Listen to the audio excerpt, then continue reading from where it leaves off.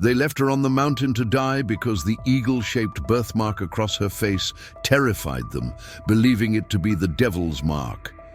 15 years later, raised by the Apache who saw her mark as sacred, she stands between two worlds with the power to heal or destroy everything both sides hold dear. Before we continue, don't forget to subscribe to the channel, like the video, and comment where in the world you're watching from. Let's go.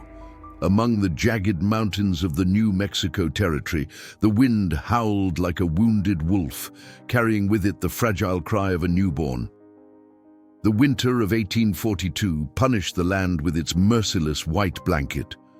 Snowflakes danced in the air before settling on a small bundle abandoned among the rocks. A child wrapped in worn blankets, her face partially covered, but not enough to hide the mark that had sealed her fate. Martha Blackwood clutched her 2-year-old son against her chest, while her husband, Thomas, guided the wagon away from that desolate place. Tears froze on their faces before even touching the ground. "Don't look back, Martha," Thomas whispered, his voice trembling, not from cold but from guilt. "There's nothing we can do. A child with the devil's mark would bring a curse upon our family." Martha stifled a sob. The reddish mark that covered half of little Elizabeth's face resembled open wings, extending from her forehead to her cheek. Reverend Warren had been clear. Such a sign was the work of evil, and the community would never accept a child marked by sin. "God will have mercy on her soul," Thomas murmured, more to himself than to his wife. But his voice was swallowed by the wind, which seemed to mock his fragile justification. For 2 days, the infant's cry echoed through the canyons, gradually weakening like a candle about to extinguish. Coyotes howled in the distance, drawn by the sound, but something kept them at bay, as if an invisible force protected that small bundle of life. At the dawn of the 3rd day, when the sun had barely begun to gild the mountain peaks, a solitary figure appeared on the horizon. He walked with firm steps despite the deep snow, his body wrapped in animal skins and his face painted with sacred symbols. Walking Eagle was returning from his vision quest in the sacred mountains. For 4 days and 4 nights, he had fasted and prayed, seeking guidance from the spirits to lead his people in times of change. The white men pushed ever westward, bringing with them diseases, firearms, and an insatiable thirst for land. It was then that the wind changed direction, carrying to him an almost imperceptible lament. Walking Eagle raised his face, his sharpened senses capturing what others could not hear. He closed his eyes for a moment, as if listening to an invisible voice, and then altered his course, following the sound like a spiritual compass. The crying led him to a small depression among the rocks, where the snow had formed a precarious shelter. There, almost buried by the immaculate white, was a bundle that moved feebly. Walking Eagle knelt, brushing away the snow with his calloused hands. When he uncovered the child's face, his eyes widened in astonishment. The mark that covered half of the baby's face was not to him a sign of a curse, but something sacred, the open wings of an eagle, the same symbol his clan had venerated for generations. "Hinhan Mani," he whispered in his language, "the eagle that walks among us." His heart beat strongly, recognizing what to him was unmistakable, a sign from the spirits. With gentleness, he took the little one in his arms, feeling the fragile body trembling with cold. The child was nearly frozen, her breathing as weak as the beating wings of a hummingbird. Walking Eagle opened his skin shirt, placing the baby against his chest to warm her with the heat of his own body. Then, with a fluid movement, he removed his sacred amulet, an eagle feather wrapped in leather and beads, and placed it upon the child. "Live," he murmured in his language. "The spirits have brought you to me for a purpose." And so, as the sun rose on the horizon, painting the sky with shades of orange and purple, Walking Eagle began his journey back to the village, carrying with him not just an abandoned child, but a gift from the Great Spirit. a soul marked not by a curse, but by the blessing of eagle's wings. The journey back to the Apache village was arduous. Walking Eagle moved with purpose through the snow-covered landscape, his broad shoulders hunched against the biting wind. The child's whimpers had grown fainter, a whisper against the howling storm that threatened to engulf them both. He pressed her closer to his chest, willing his warmth to sustain her fragile life. "Hold on, little one," he murmured, his deep voice carrying a tenderness few had ever heard. "Soon you will be safe." As the day waned and shadows lengthened across the valleys, Walking Eagle caught sight of thin wisps of smoke rising above the tree line. His people had made camp in a sheltered canyon, protected from the harshest winds by towering rock faces. The winter camp consisted of hide-covered lodges arranged in a circle, with the chief's dwelling at the center. When Walking Eagle emerged from the forest's edge, children playing near the outskirts were the first to notice him. They ran toward him with excited calls, but fell silent upon seeing the bundle cradled in his arms. Word spread quickly through the camp like ripples in still water. Morning Rain, the eldest medicine woman of the tribe, emerged from her lodge with measured steps. Her face, etched with the lines of many seasons, betrayed no emotion as Walking Eagle approached. Behind her stood Swift Fox, his younger brother, whose eyes narrowed with suspicion at the sight of the pale-skinned infant. "Brother," Swift Fox called out, his voice carrying over the murmurs of the gathering crowd, "what do you bring among us?" Walking Eagle did not answer immediately. Instead, he approached Morning Rain and carefully pulled back the blanket to reveal the child's face and the mark that adorned it.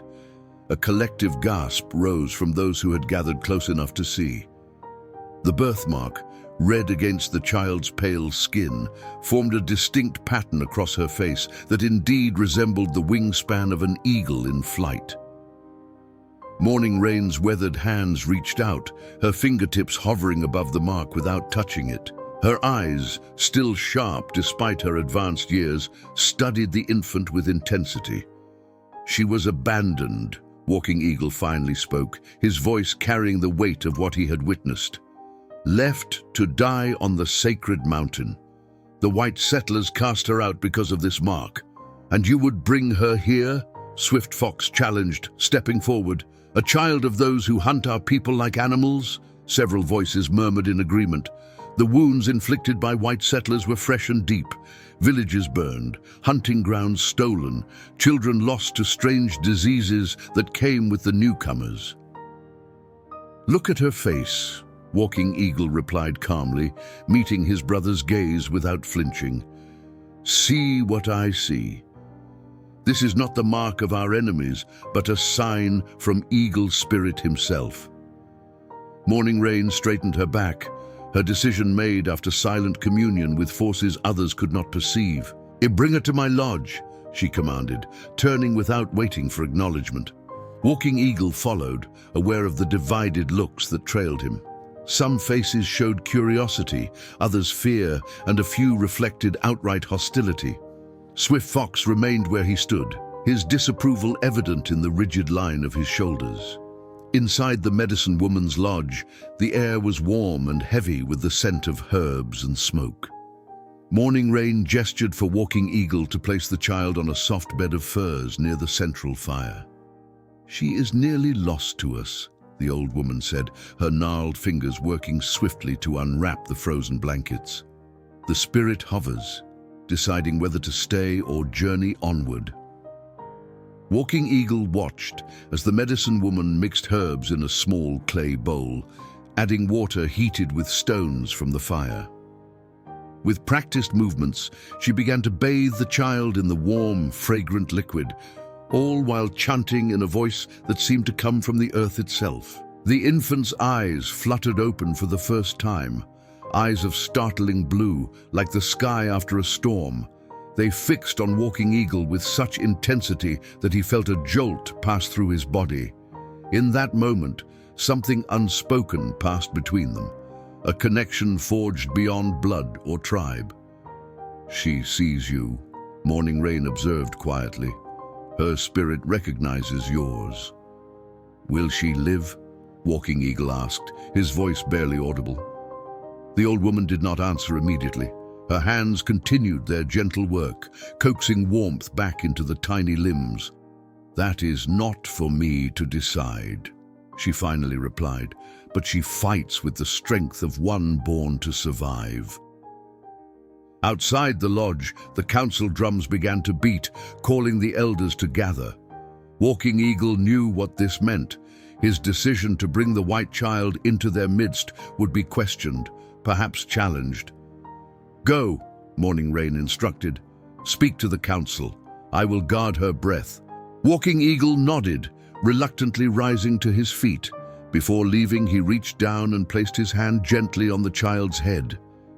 "You are Eagle Wing," he whispered to her in his native tongue, "and you have found your way home." As he stepped out into the bitter cold, Walking Eagle steeled himself for the battle ahead, not fought with weapons, but with words and traditions. He had brought home more than just a dying child.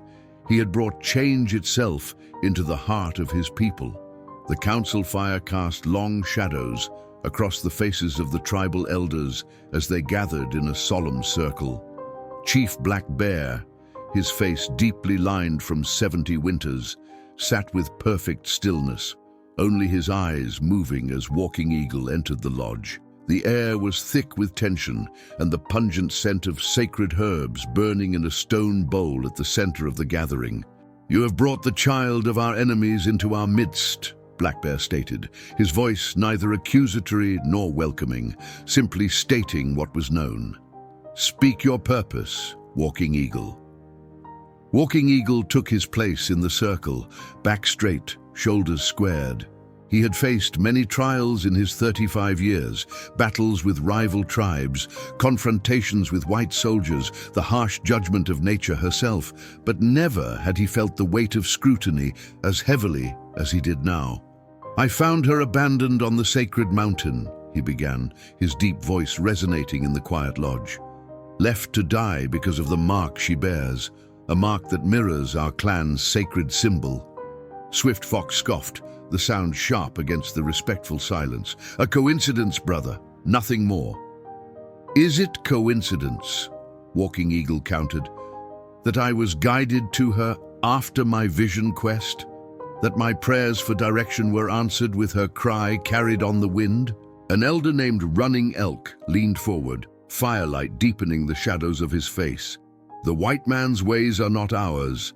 They abandon what they do not understand. But that does not make this child one of us." Murmurs of agreement rippled through the circle. Walking Eagle felt the tide turning against him, but stood firm in his conviction. "I do not claim to know the ways of the spirits fully," he acknowledged, "but I know what I felt when I found her. This child was placed in my path for a reason." "And what of her blood?" Swift Fox challenged, rising to his feet. "The blood of those who hunt us like wolves, who push us from our ancestral lands. Will you forget that when she grows and her true nature emerges?" The question hung in the air, heavy with the weight of collective grief and justified anger. Walking Eagle understood his brother's pain. Swift Fox had lost his wife and infant son to a settler's bullet just 2 summers past. "I forget nothing," Walking Eagle replied, his voice low but unwavering. "But this child has shed no blood.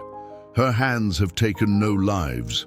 Are we to punish her for crimes she has not committed?" Before Swift Fox could respond, the lodge flap opened and Morning Rain entered, her arrival silencing the debate. In her arms, she carried the infant, now wrapped in soft rabbit furs, the mark on her face clearly visible to all present.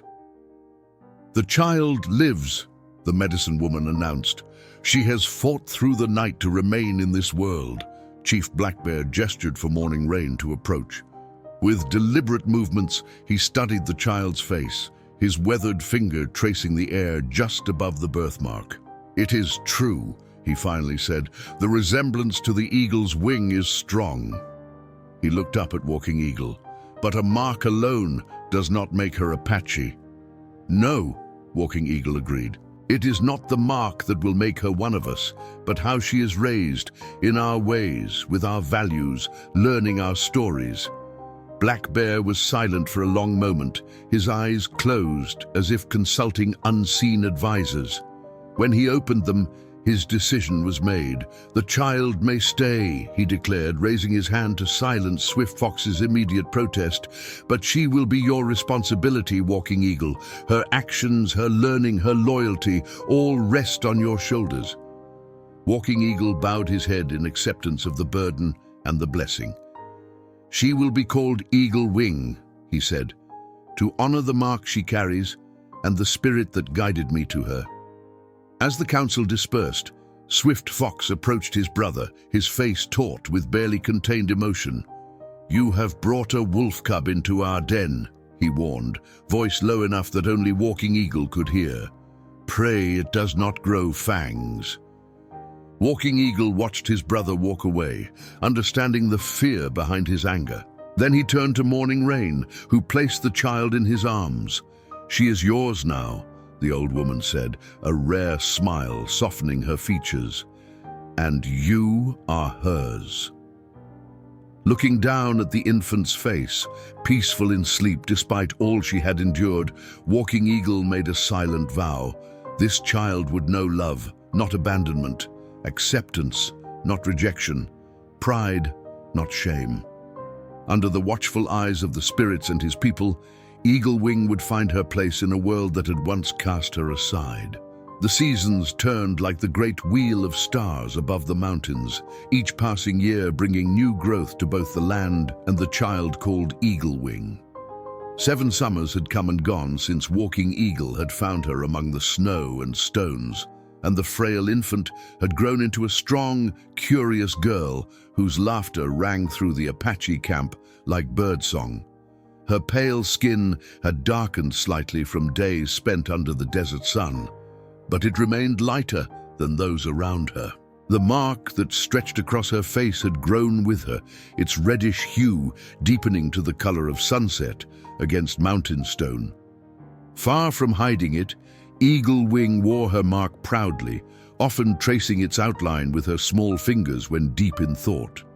Walking Eagle watched her now from the entrance of their lodge as she sat by the central fire with other children, listening to Elder Singing Brook tell stories of the ancestors. Eagle Wing leaned forward, more captivated than any of the others, her blue eyes wide with wonder. "And so the coyote tricked Eagle once again," Singing Brook was saying, her hands moving expressively to illustrate the tale. But Eagle, being wise beyond mere cleverness, had anticipated this.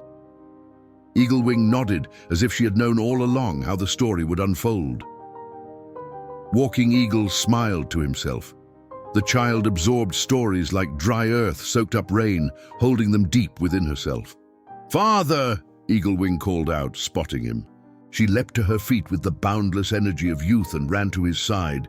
"Elder Singing Brook says I am named after the most powerful spirit bird. Is that true?" Walking Eagle placed a gentle hand on her head. "It is true that Eagle is one of our most sacred spirits, but you are named for the mark you carry, Eagle Wing, because it guided me to you." The child's face grew serious, as it often did when she contemplated matters beyond her years. "Swift Fox says my mark is not really like an eagle's wing. He says it's just a stain that proves I don't belong." Walking Eagle felt a familiar tightness in his chest. Despite his best efforts to shield her, Eagle Wing had begun to notice the sideways glances, the whispered comments, the way certain tribal members kept their distance from her. "Swift Fox speaks from a place of pain," he replied carefully. "And pain can cloud one's vision." "But I am different," she persisted, touching her cheek. "No one else has skin like mine, or eyes this color." Walking Eagle knelt before her, meeting her gaze directly. Yes, you are different. As the red-tailed hawk is different from the sparrow, as the pine is different from the cottonwood. The Great Spirit did not create all things the same, Eagle Wing. She considered this, her young mind working through his words. But the hawk and the sparrow are both birds. The pine and cottonwood are both trees. What am I, Father? You are my daughter, he answered without hesitation, and you are Apache, not by blood, but by heart and spirit. She nodded, satisfied for the moment, and took his hand. Will you teach me more tracking today? I almost found the hidden rabbit yesterday. After you've gathered water with Morning Star, he reminded her, referring to the daily chores all children were expected to complete. Eagle Wing made a face, but didn't argue. She had learned early that in Apache life, everyone contributed to the welfare of the tribe. As she raced off to find Morning Star, Walking Eagle's heart swelled with pride at the resilient spirit of this child who had fought death itself to find her place in the world. Later that afternoon, as Walking Eagle taught Eagle Wing to identify deer tracks along the creek bed, a commotion rose from the direction of the camp. They exchanged a quick glance before Walking Eagle motioned for her to follow him back, his hand instinctively moving to the knife at his waist. They arrived to find the camp in a state of controlled urgency. Warriors were gathering weapons while women hastily packed essential supplies. Chief Black Bear stood at the center, issuing commands with calm authority. "What happens?" Walking Eagle asked Running Elk, who was strapping a quiver of arrows to his back. "White soldiers," the warrior replied grimly. A scouting party spotted them moving up the valley. Many horses, many guns. Walking Eagle felt Eagle Wing press against his side, sensing his tension. The U.S. cavalry had been pushing deeper into Apache territory with each passing season, establishing forts and forcing tribes to relocate to barren reservations. "How long?" Walking Eagle asked. "They will reach the valley by nightfall," Running Elk answered. "We move to the high canyon before sunset." Chief Black Bear approached them, his eyes falling briefly on Eagle Wing before addressing Walking Eagle. "Take your daughter and join the others in preparing to move. We cannot risk confrontation with so many soldiers." Walking Eagle nodded, but before he could respond, Swift Fox's voice cut through the activity. "Perhaps this is an opportunity," he said, looking pointedly at Eagle Wing. "The white men have lost one of their own. Maybe returning her would buy us peace." A shocked silence fell over those nearby. Eagle Wing's small hand clutched Walking Eagle's deerskin shirt more tightly. Chief Black Bear's expression darkened. "We are not traders of children, Swift Fox. Eagle Wing is Apache now." "Is she?" Swift Fox challenged, years of bitterness evident in his tone. "Look at her. Her very appearance may endanger us all if the soldiers spot her among us." Walking Eagle stepped forward, positioning himself between his brother and his daughter. "Enough," he said, his voice low but carrying the unmistakable edge of warning. "This matter was settled by council 7 winters ago." The tension between the brothers was palpable, like heat rising from sun-baked stone. Then, unexpectedly, it was Eagle Wing who broke the silence. "I will help pack the medicines," she said quietly, looking up at Chief Black Bear with determination beyond her years. "Morning rain taught me which ones must be wrapped separately." The old chief's stern face softened almost imperceptibly. He gave a single nod, and Eagle Wing slipped away to the medicine woman's lodge, her back straight despite the weight of Swift Fox's words. As the tribe prepared to move to safer ground, Walking Eagle found himself watching his daughter with new eyes. In the face of rejection, she had chosen to be of service. In the face of fear, she had found purpose. Perhaps he thought she had more to teach him than he had to teach her. The high canyon became their home for many moons, its towering walls offering protection from both the elements and unwanted eyes. Seasons changed, winters melted into springs, and Eagle Wing continued to grow. By her 15th summer, she had blossomed into a young woman whose unique beauty drew glances from the young men of the tribe, though most quickly averted their eyes when they noticed Walking Eagle's watchful gaze. The birthmark that had once dominated her small face now seemed to enhance rather than detract from her features. Her eyes, still the startling blue of a cloudless sky, held wisdom beyond her years and a quiet strength that reminded many of Walking Eagle himself. Eagle Wing had become Morning Rain's apprentice, learning the ancient healing arts of the Apache.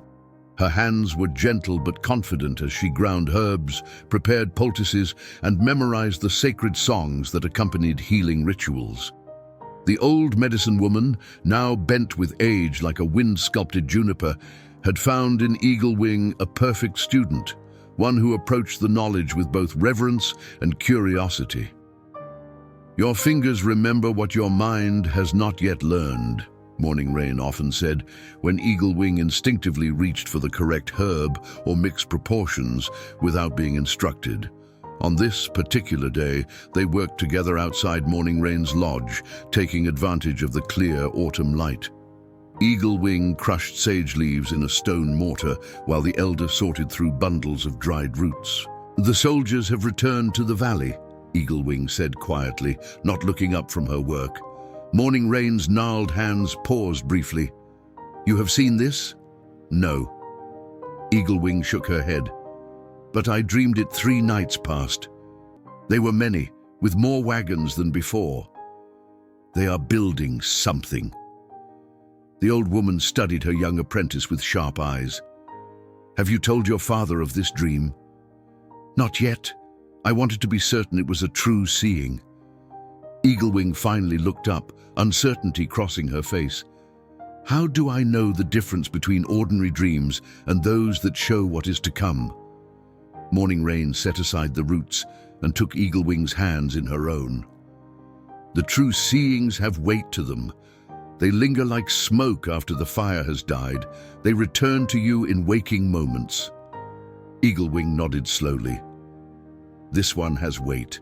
Their conversation was interrupted by Running Elk's eldest son, Gray Fox, who approached with measured steps, his eyes carefully focused on a point just beyond Eagle Wing's shoulder. "My father asks for healing medicine," he said formally. "His cough has returned with the cold nights." Eagle Wing rose and entered the lodge, returning moments later with a small pouch of dried herbs. "Brew this with hot water when the sun touches the western mountains," she instructed. "No sooner, no later. The spirits of the plants awaken at sunset." Gray Fox took the pouch, his fingers briefly touching hers. A flush of color rose to his cheeks, visible even through his copper skin. "I will tell him," he replied, then added, "The hunting party returns tomorrow. I have tracked a deer whose meat would make excellent stew." It was an offering of sorts, and they all knew it. Eagle Wing smiled gently, but made no direct response to his implied invitation.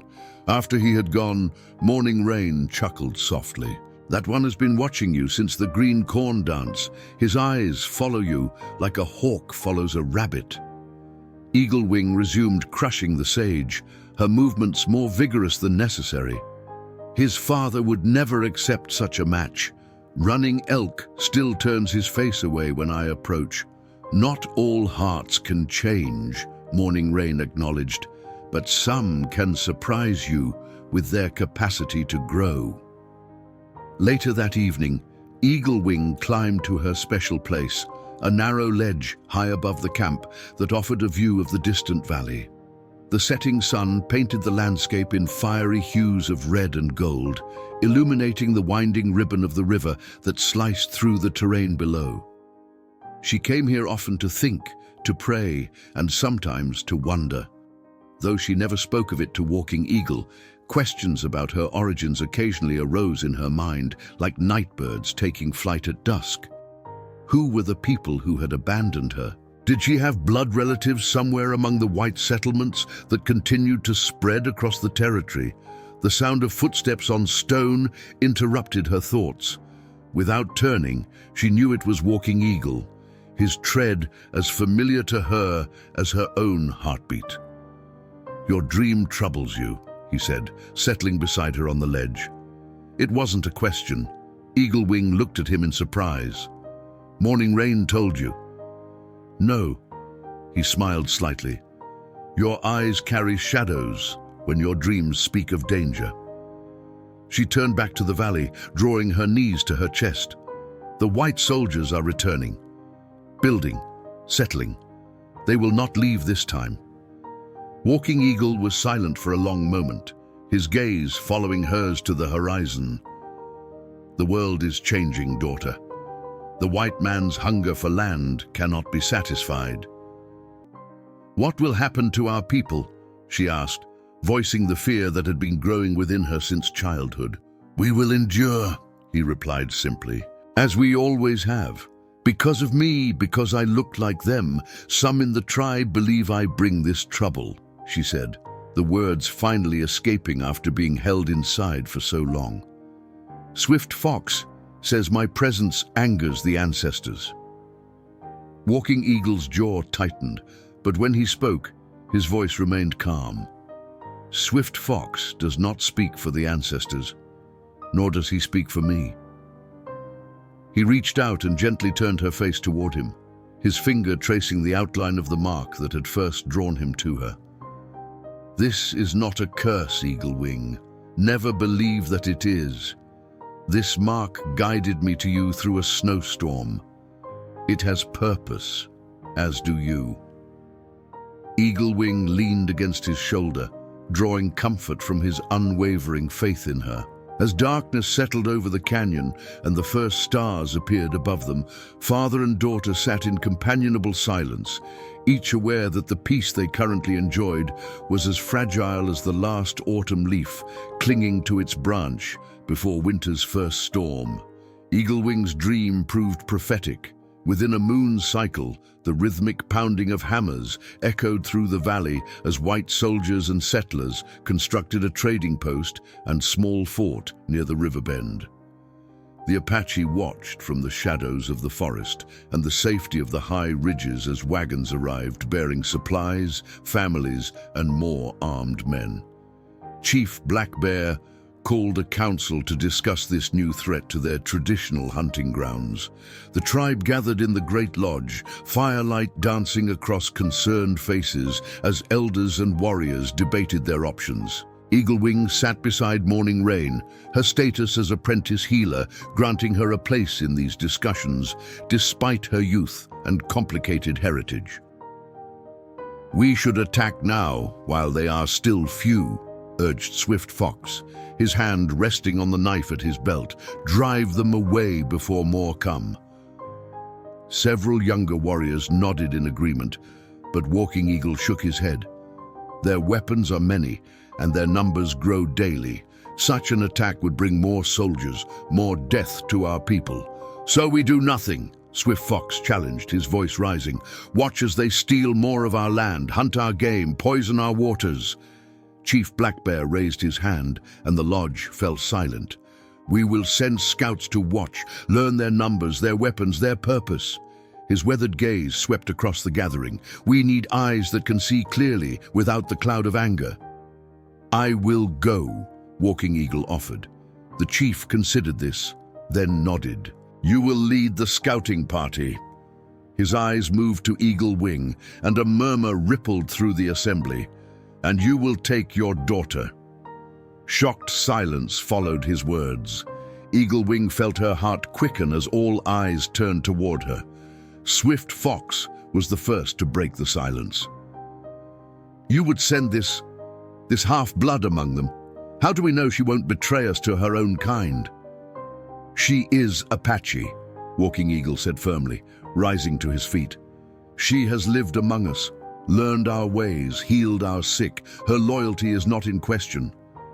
"But her appearance," Running Elk interjected, more measured than Swift Fox, but clearly troubled. "She looks like them.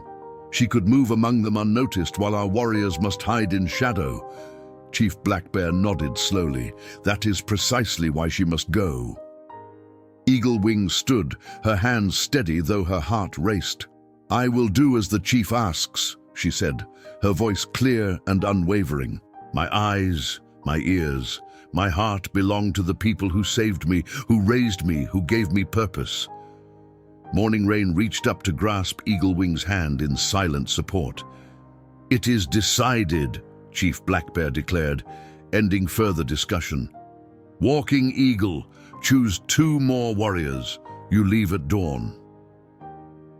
As the council dispersed, Swift Fox approached Eagle Wing, his face tight with barely controlled anger. "If any harm comes to our people because of your divided blood, I will not wait for the council's judgment." Walking Eagle stepped between them. "Enough, brother. Your words dishonor us both." Swift Fox looked from Walking Eagle to Eagle Wing, then turned away without another word, disappearing into the night. Later, as Eagle Wing prepared healing medicines for the journey, Morning Rain visited her lodge. "Your path grows more difficult," the old woman said, settling beside the fire. "But it was always meant to be so." Eagle Wing's hands moved methodically, wrapping dried herbs in soft leather. "I feel torn, Morning Rain, not in loyalty, never that, but in purpose. Why was I spared? Why was I given to Walking Eagle if not to help bridge these 2 worlds?" "The question is wise," Morning Rain nodded approvingly. "Many live their entire lives without asking why the spirits placed them on this earth." She reached into her pouch and withdrew a small object wrapped in faded cloth. "I have kept this for you until the proper time." Eagle Wing accepted the bundle and carefully unwrapped it. Inside lay a silver medallion on a tarnished chain, a Christian cross. She looked up in confusion. "It was around your neck when Walking Eagle brought you to us," Morning Rain explained. "I removed it before others could see, knowing it would only strengthen their fear of you." Eagle Wing stared at the small object, feeling its weight in her palm, a physical connection to her unknown past. "Why give it to me now?" "Because you journey to the edge of 2 worlds," Morning Rain replied, "and sometimes to find your way forward, you must acknowledge where you began." Dawn arrived with a sky streaked in crimson and gold. Walking Eagle, Eagle Wing, and 2 experienced warriors, Silent Water and Black Knife, prepared to depart.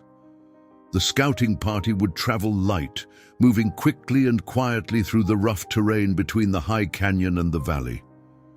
Before they left, Morning Rain approached Eagle Wing one last time, pressing something into her hand. It was a small pouch filled with red ochre, the sacred paint used in ceremonies and for protection. "For your mark," the old woman said softly. "If you must walk among them, hide what makes you special to us. But remember, hiding is not the same as forgetting." Eagle Wing nodded in understanding. With careful movements, she mixed the ochre with a bit of fat and applied it to her birthmark, covering the distinctive pattern. The transformation was striking. Without the eagle's wings spread across her face, she looked undeniably white, a stranger even to herself. Walking Eagle watched this change, with complex emotions crossing his features. When she turned to him, ready to depart, he touched her shoulder gently.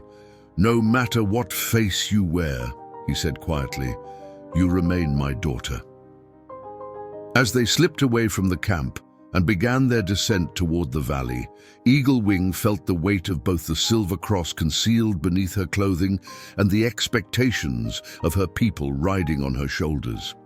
She was neither fully Apache nor truly white. She existed in the space between worlds. Perhaps, she thought, that was exactly where she needed to be. The journey to the valley took 2 days, though they could have made it in 1 had they not traveled so cautiously. Walking Eagle led them along hidden deer paths and dry creek beds, avoiding open spaces where they might be spotted by roaming patrols. By the time they reached the forested hills overlooking the settlement, the sun was beginning its descent toward the western mountains. From their vantage point, they could see the newly constructed fort, a square wooden structure with a high palisade wall and guard towers at each corner. Outside its protection, a cluster of cabins and tents had sprouted like mushrooms after rain. Smoke rose from several chimneys, and the sounds of hammering, shouting, and livestock drifted up to them on the breeze. "More of them than last moon," Silent Water observed, his keen eyes scanning the activity below. "And they build as if they intend to stay through many winters." Walking Eagle nodded grimly. "Count the men with rifles," he instructed. As the others took inventory of the soldiers and their weapons, Walking Eagle turned to Eagle Wing. Though he had prepared himself for this moment, seeing his daughter with her birthmark hidden, dressed in the simple cotton dress they had traded for last spring, struck him anew. She looked like one of them, a young white woman who might have arrived on any of the wagons below. "You remember our plan?" he asked softly. Eagle Wing nodded, her face composed though her eyes betrayed her nervousness. "I will say I was separated from my family's wagon train, that I've been lost for days and am seeking help." "Listen more than you speak," Walking Eagle instructed. "Learn what they intend for this valley, how many more may come and when, but take no risks. At the first sign of danger, I will return to the meeting place at the lightning-struck oak," she finished, "before the moon reaches its highest point." Walking Eagle looked at his daughter, truly seeing both who she was and who she might appear to be to those below. A strange sadness touched him, as if he was glimpsing a life that could have been hers had he not found her on that snowy mountainside. "Remember who you are," he said finally, placing a hand on her shoulder. Eagle Wing covered his hand with her own. "Always, Father." With that, she turned and began making her way down the hillside, following a game trail that would lead her to the main road about half a mile from the settlement. The three Apache warriors melted back into the forest, moving to predetermined observation points where they could watch over her from a safe distance.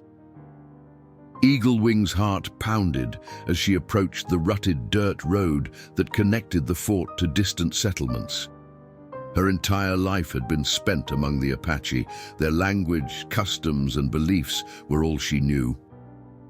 Yet here she was, about to step into the world of those who shared her blood, but not her heart. The dress felt strange against her skin, the fabric coarser than the soft deerskin she was accustomed to wearing.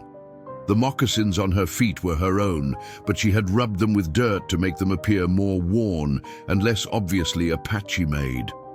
Around her neck, hidden beneath her dress, hung both the silver cross from her infancy and Walking Eagle's protection amulet. Taking a deep breath, Eagle Wing stepped onto the road and began walking toward the settlement. Her posture deliberately slumped as if from exhaustion. It wasn't long before she was spotted. Two mounted soldiers patrolling the road reined in their horses when they saw her, exchanging puzzled glances before approaching cautiously. "Miss," one called out, his hand resting near his holstered pistol. "Miss, are you all right?" Eagle Wing stopped, allowing genuine apprehension to show on her face. "Please," she said in English, a language she had learned from a captured trader years ago and practiced in secret. "I need help. My family, our wagon, Indians." The soldiers exchanged looks again, this time of understanding. One dismounted and approached her slowly, as one might a frightened animal. "You're safe now, miss," he said, his voice gentler than before. "I'm Sergeant Miller. This is Corporal Jenkins. We'll take you to the fort." The ride to the settlement was mercifully brief, though Eagle Wing had to force herself not to stiffen when Sergeant Miller helped her onto his horse and mounted behind her.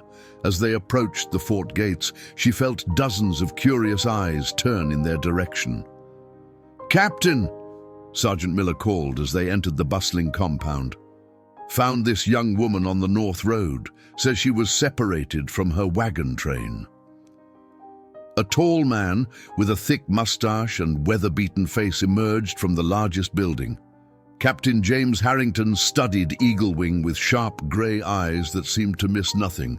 "What's your name, miss?" he asked directly. "Elizabeth," she replied, using the name Walking Eagle had suggested, one common enough among white settlers. Elizabeth Wright. And your family? Ambushed. 3 days ago, she said haltingly, allowing tears to well in her eyes. I ran, hid in the rocks. My parents, my little brother, I don't know if they... She let her voice trail off, the implication clear. The captain's stern expression softened slightly. Mrs. Harrington, he called, and a woman with kind eyes and grey-streaked hair appeared at his side. Please take Miss Wright to the infirmary. Have Dr. Peterson look her over, then see that she's fed and has a place to rest. As Mrs. Harrington led her away with a comforting arm around her shoulders, Eaglewing caught fragments of the captain's conversation with his men. Third attack this month. Can't allow these savages to threaten our supply lines. Reinforcements from Fort Gibson. The infirmary was a long, narrow building with several cots, most unoccupied. A balding man with spectacles, Dr. Peterson, examined her briefly for injuries, seeming satisfied when he found none beyond minor scratches and bruises. You're a fortunate young woman, Miss Wright, he remarked, closing his medical bag. Most who encounter the Apache don't live to tell the tale. Eaglewing lowered her eyes, saying nothing. Mrs. Harrington then took her to a small room in her own quarters where she could wash and change into clean clothes. Left momentarily alone, Eaglewing fought to control her racing thoughts. Everything around her was strange. The furnishings, the smells, the sounds of the bustling fort. Yet something in her responded to it all, as if some buried part of her recognized this world. As she washed her face, careful to preserve the ochre covering her birthmark, Eaglewing caught her reflection in a small mirror on the wall. Without her mark visible, a stranger stared back at her, a white woman with sun-darkened skin and striking blue eyes. "Who are you?" she whispered to her reflection, momentarily overwhelmed by the weight of her deception and the complexity of her own identity. A soft knock interrupted her thoughts. Mrs. Harrington entered with a bowl of stew and a cup of coffee. "You must be famished, dear," she said kindly, setting the tray down. "Eat, then rest. Tomorrow we can talk about what's to be done." Left alone again, Eaglewing sank onto the narrow bed. As she ate the unfamiliar food, her mind worked rapidly, sorting through everything she had seen and heard. The fort was well supplied and strongly defended. More soldiers were expected, and the settlers spoke of her people, of the Apache, with a mixture of fear and hatred that chilled her to the bone. Night fell, and with it came the realization that she would need to slip away soon to meet Walking Eagle at the appointed place. But as she moved to the small window, planning her escape, the door opened once more. "I thought you might like some company," said Mrs. Harrington, entering with another woman. "This is Reverend Blackwood's wife, Martha.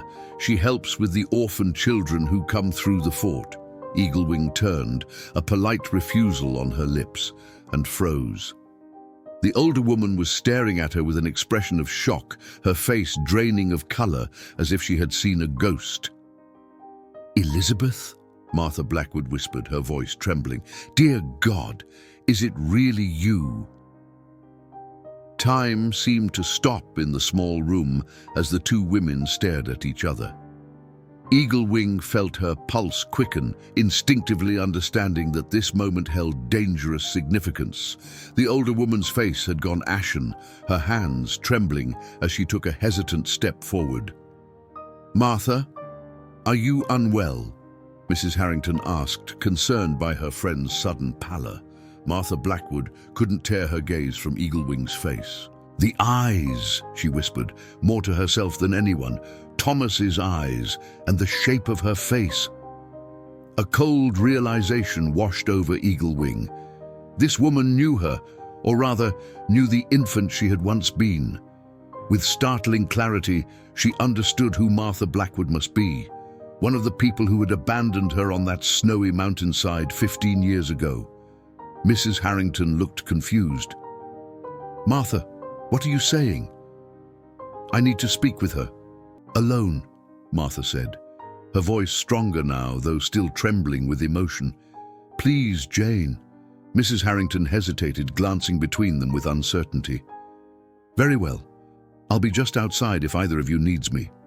The door closed with a soft click, leaving Eagle Wing alone with the woman who might be her birth mother. Every instinct told her to flee, to escape through the window and run back to the safety of Walking Eagle and the familiar world of the Apache. But something kept her rooted in place, a need to understand, perhaps, or simply shock. Martha approached slowly, as if afraid Eagle Wing might disappear. "It is you," she whispered. "I know it. But it can't be. You should have..." She couldn't finish the sentence. "You should know me," Eagle Wing asked cautiously, her English careful and deliberate. "The mark," Martha said, her eyes searching Eagle Wing's face. "You had a birthmark, like wings spreading across your face. Where is it?" Eagle Wing's hand instinctively moved to her cheek, feeling the layer of ochre that concealed her birthmark. The movement was not lost on Martha, who drew in a sharp breath. "You're covering it," she said. "Let me see, please." For a long moment, Eagle Wing remained still, calculating her options. The meeting with Walking Eagle grew closer with each passing minute, yet some deeper part of her needed answers only this woman could provide. Slowly, Eagle Wing moved to the water basin, dipping a cloth and carefully wiping away a portion of the ochre paint, revealing the edge of her birthmark. She heard Martha's strangled gasp and turned to face her. "Elizabeth," the older woman breathed, tears spilling down her cheeks. "My baby, my little Elizabeth." "You left me to die," Eagle Wing said, her voice level but carrying an undercurrent of long-buried pain. Martha flinched as if struck. "No, I mean, yes, but not..." She sank onto the edge of the bed, her legs seemingly unable to support her. It was winter, so cold. "The Reverend, your father, he said the mark was a sign that the community would never accept you." Her words tumbled out between sobs. "I begged him to reconsider, but he wouldn't listen, said it was God's will. I've prayed every day since then for forgiveness." "God did not find me," Eagle Wing replied. "Walking Eagle did." "Walking Eagle." Martha looked up, confusion momentarily overtaking her grief. "My father," Eagle Wing stated simply. Understanding dawned in Martha's eyes. "You were raised by the Apache," she said, more statement than question. "All these years, while we believed you had died, you were alive, just..." She trailed off, seemingly unable to process the implications. Eagle Wing glanced toward the window. The moon was rising. Soon it would reach its highest point, and Walking Eagle would be waiting. "I must go," she said, moving toward the window. "Go!" Martha stood, alarm replacing shock. "No, you can't leave. Elizabeth, you've only just been found. Your father is waiting for me," Eagle Wing interrupted firmly. "But the Apache, they stole you, kept you from your real family." Eagle Wing turned, a flash of anger breaking through her careful composure. "They saved me when you cast me out. They saw my mark as a blessing, not a curse. They gave me purpose, taught me to heal, to respect the earth and all its creatures." Her voice lowered, intense with conviction. "And they are my real family." Martha took a step back, stung by the truth in her words. "I never wanted to leave you," she whispered. "Not a day has passed that I haven't regretted it." Something in her tone, perhaps the raw pain that mirrored Eagle Wing's own buried anguish, gave the young woman pause. For 15 years, she had carried an unacknowledged burden. The knowledge that somewhere, someone had deemed her unworthy of love because of the mark she bore. Now, face to face with that painful truth, she found it both simpler and more complex than she had imagined. "My brother," Eagle Wing said suddenly. "You mentioned a brother." A sad smile touched Martha's lips. "Jacob. He's 17 now.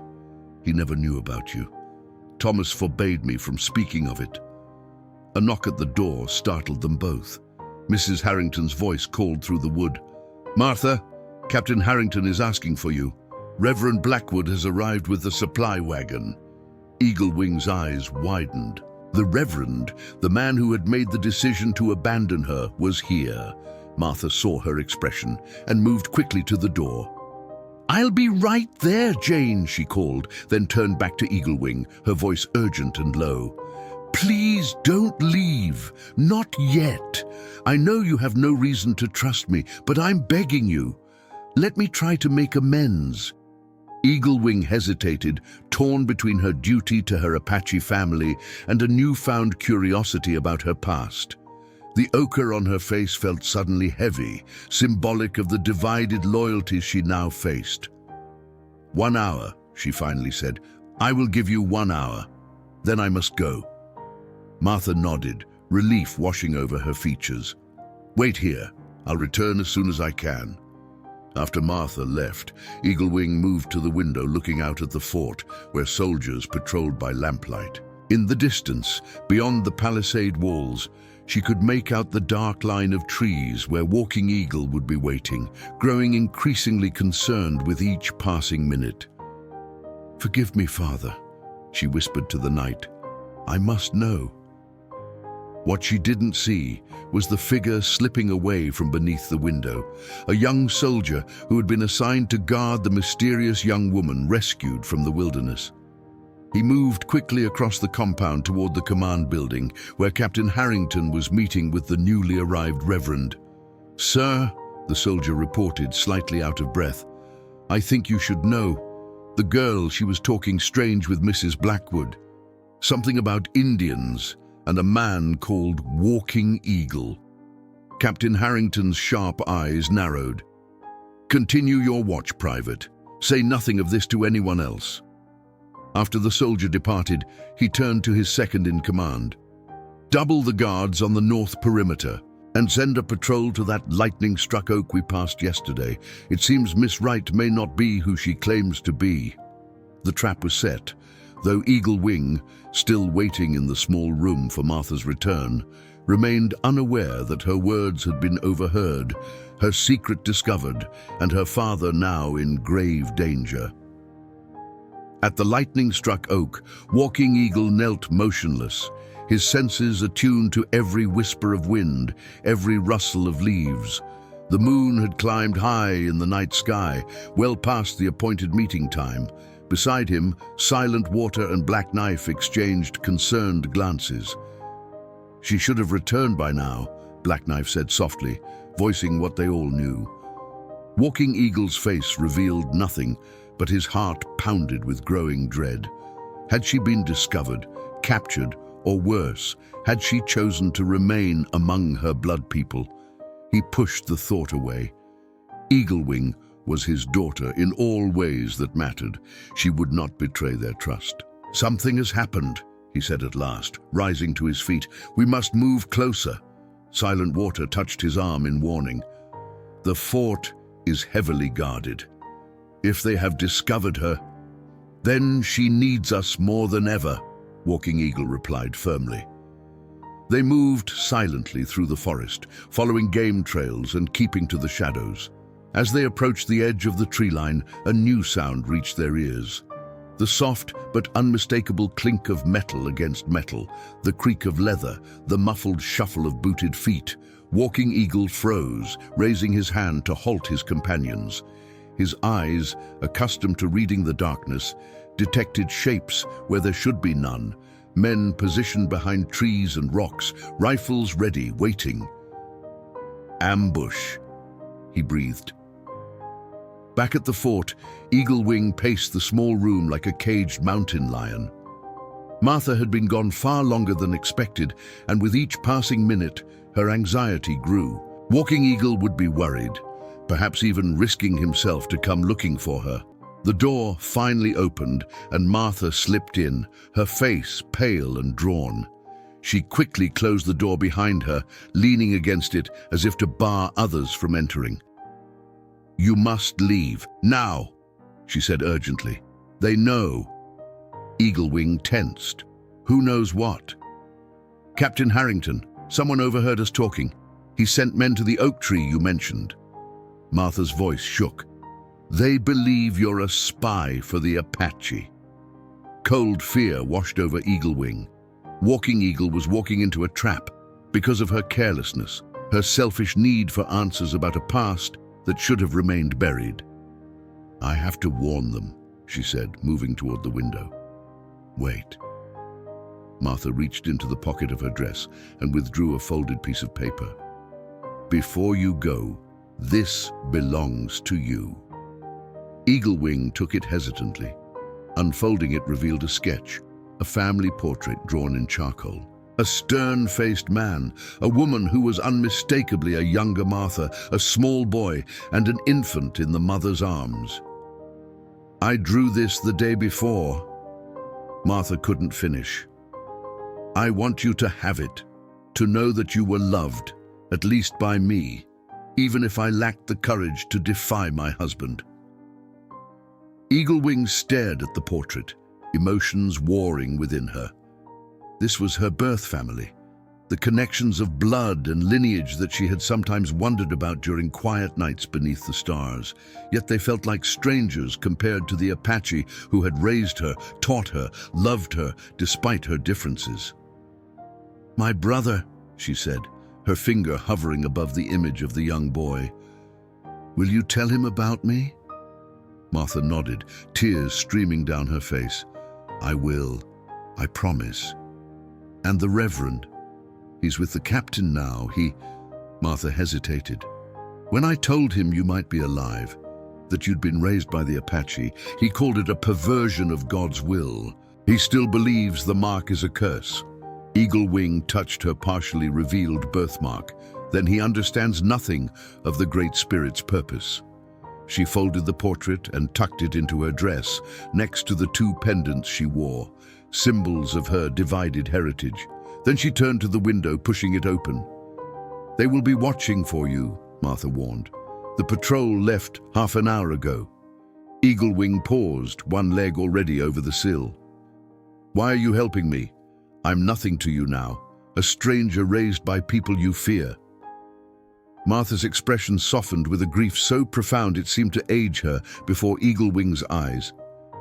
"You are my daughter, the child I failed to protect once before. I won't fail you again, even if it means letting you go."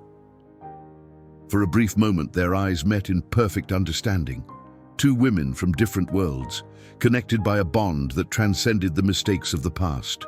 Then Eaglewing slipped out into the darkness, her heart racing with fear for Walking Eagle and the others.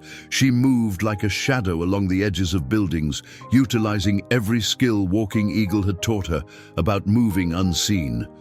Twice, she froze as patrols passed nearby, pressing herself against walls and into doorways until they moved on.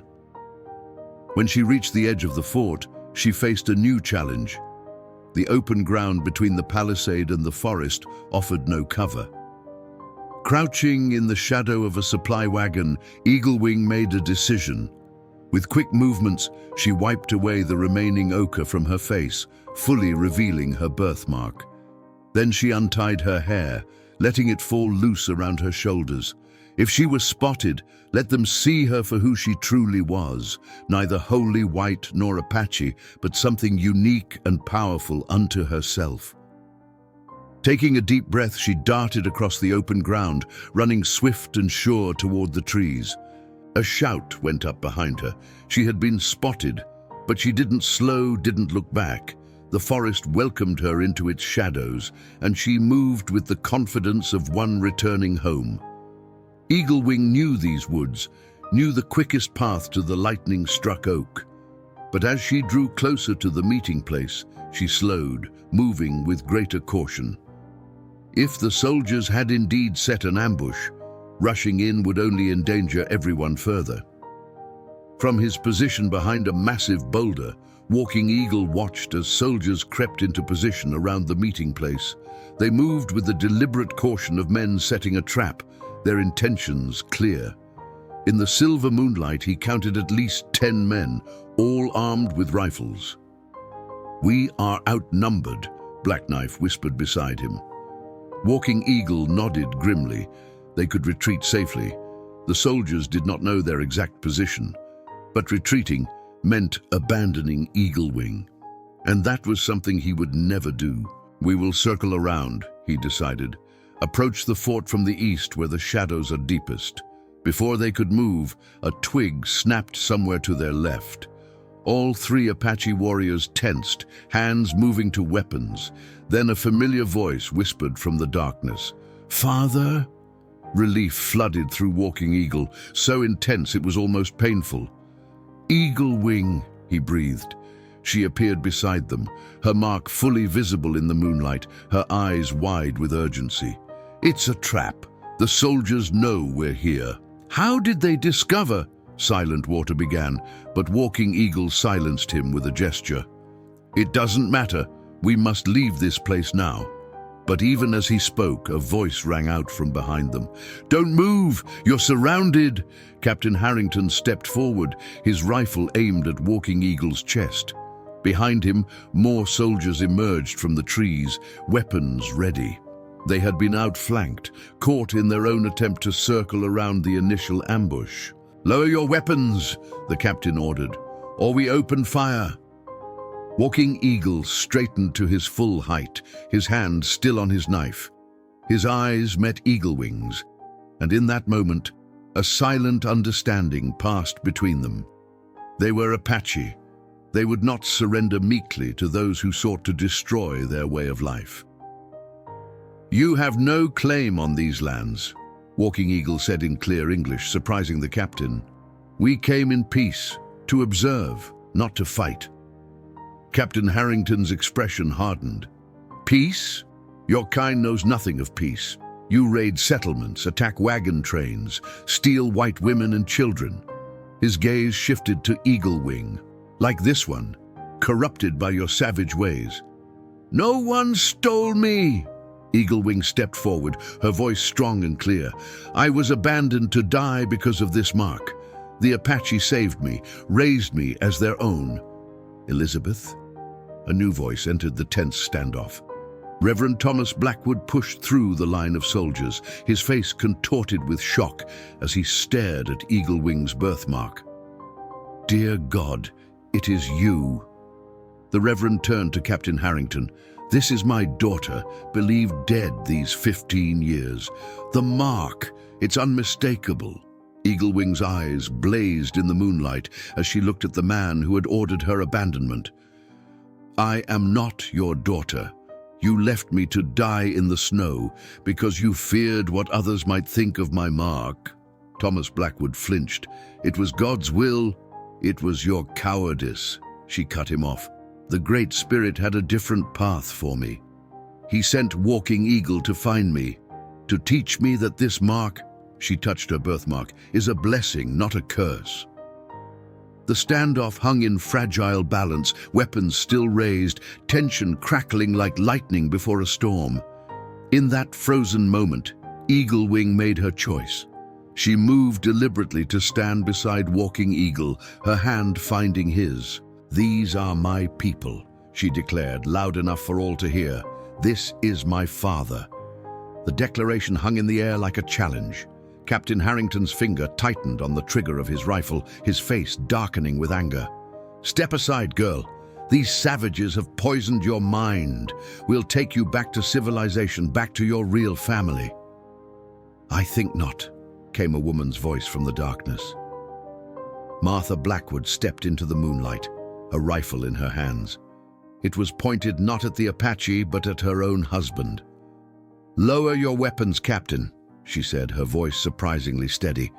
"Enough blood has been shed because of fear and ignorance. I won't allow my daughter to be orphaned a second time." The forest fell silent as Martha Blackwood's declaration hung in the night air. Captain Harrington's eyes narrowed, clearly calculating the new complications before him. "Mrs. Blackwood," he said carefully, "lower the rifle. This is no place for a woman's sentiments." "It was sentiment that made me stand by while my husband abandoned our infant daughter," Martha replied, her voice steady despite the visible trembling of her hands. "I will not make that mistake again." Reverend Blackwood stared at his wife with shock and betrayal etched across his features. "Martha, have you lost your mind? These savages saved our child when you condemned her. Martha finished for him. "Look at her, Thomas. Really look at her. She's alive. She's strong. She's been loved." Eaglewing stood tall beside Walking Eagle, her birthmark fully visible in the moonlight. The mark that had once sealed her fate now seemed to glow with an inner power. The pattern of an eagle's wing spread proudly across her face. Captain Harrington's patience had reached its limit. "This family reunion is touching, but it doesn't change the fact that we have 3 Apache warriors trespassing near the fort. They'll be taken into custody." "And then what?" Eaglewing challenged, stepping forward despite Walking Eagle's attempt to hold her back. "Will you imprison them for the crime of caring about their daughter's safety? Will you hang them to prove your power over people who lived on this land for generations before you arrived?"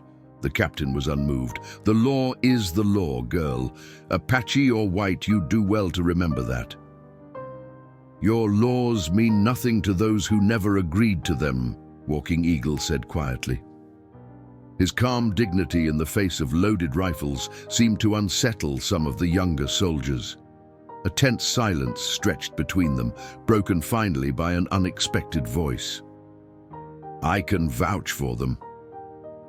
Dr. Peterson, the fort's physician, emerged from the shadows behind Martha. The rumpled doctor looked out of place among the armed men, but his voice carried authority. "Captain, I've been listening. This young woman is clearly Martha and Thomas's daughter. The birthmark confirms it beyond doubt. But she's also been raised by these people." He gestured toward Walking Eagle and the other Apache warriors. "If we're to have any hope of peaceful relations with the tribes in this territory, shooting her adoptive father in front of her would be counterproductive." Captain Harrington's jaw tightened. "You suggest I simply let them go?" "I suggest," Dr. Peterson replied carefully, "that we recognize the unusual circumstance before us. This young woman stands in 2 worlds. She could be a bridge rather than another casualty in a conflict that has claimed too many lives already." Eaglewing felt Walking Eagle's hand on her shoulder, steady, reassuring, proud. She covered it with her own, drawing strength from the connection that had sustained her for 15 years. "I am Eaglewing of the Apache," she announced, her voice clear in the night air. "I am also Elizabeth Blackwood by birth. I carry both within me, as I carry this mark that some see as a curse and others as a blessing." Her eyes moved from face to face, the soldiers, the Reverend Martha, and finally resting on Walking Eagle. "I choose to use what I am to heal rather than divide." "Fine words," Captain Harrington said dismissively, "but they don't change our situation." "Perhaps I can," came another voice, as a figure on horseback approached from the direction of the fort. A distinguished-looking man in a tailored suit dismounted, his bearing commanding immediate attention. "Governor Wilson." Captain Harrington straightened, surprise evident in his tone. "We weren't expecting you until tomorrow." "Clearly," the governor replied dryly, surveying the scene. "I arrived early and found your fort in quite an uproar, Captain." Mrs. Harrington explained the situation. His gaze settled on Eaglewing with undisguised curiosity. "So you're the young woman with the remarkable story." Eaglewing met his gaze steadily, neither intimidated nor submissive. Governor Wilson turned to Captain Harrington. "Lower your weapons, Captain. We have an opportunity here that shouldn't be squandered with bloodshed." "Sir?" The captain's confusion was evident. "Washington is pushing for treaties with the Apache," the governor explained. "We need intermediaries who understand both sides, people who can translate not just words, but intentions." He gestured toward Eaglewing. "It seems Providence has provided exactly what we need." Walking Eagle's grip on Eaglewing's shoulder tightened slightly. "My daughter is not a tool for your politics," he said quietly. The governor assessed Walking Eagle with newfound respect. "No, she is not. But she could be a voice for your people when decisions are made that affect your future. That is, if she chooses to be." Eaglewing felt the weight of all eyes upon her. Walking Eagle and his warriors, the Blackwoods, the soldiers, the governor, each had their own expectations, their own vision of who she should be and where her loyalties should lie. But the choice, she realized, was truly hers alone. "I will speak," she said finally. "I will carry messages between the Apache and the white settlers. But I remain Walking Eagle's daughter, and my home is with my people." Martha's face crumpled slightly at these words, though she quickly composed herself. Eagle Wing turned to her birth mother with gentle understanding. "You gave me life twice," she said softly. "First in birth, and again when you helped me escape tonight. I would know you if you are willing. But I cannot be only your daughter." "I understand," Martha whispered, tears streaming down her face. "I just want you to be happy." Reverend Blackwood remained silent, his expression unreadable as he studied the daughter he had condemned and the mark he had once called a curse. Governor Wilson cleared his throat. "It's settled then. The Apache warriors will return to their people unharmed.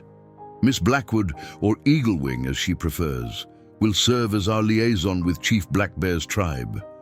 He turned to Captain Harrington. "I assume you have no objections, Captain." It wasn't truly a question. Harrington's mouth tightened into a thin line, but he nodded curtly. "As you wish, Governor."